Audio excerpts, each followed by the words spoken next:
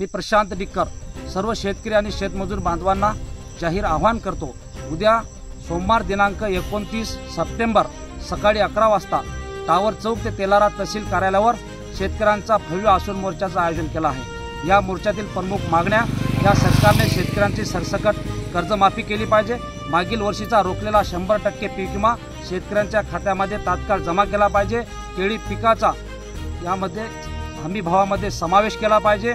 त्याचबरोबर शेतमजुरांसाठी या महाराष्ट्रामध्ये स्वतंत्र शेतमजूर कल्याण महामंडळ स्थापन केलं पाहिजे। कापूस सोयाबीन उत्पादक शेतकऱ्यांना हेक्टरी 50,000 रुपयाचं पॅकेज या सरकारनं जाहीर केलं पाहिजे। यासह इतर मागण्या घेऊन हा मोर्चा उद्या 11 वाजता धडकणार असून या आसून मोर्चाला सर्व शेतकरी आणि शेतमजूर बांधवांनी उपस्थित राहावे।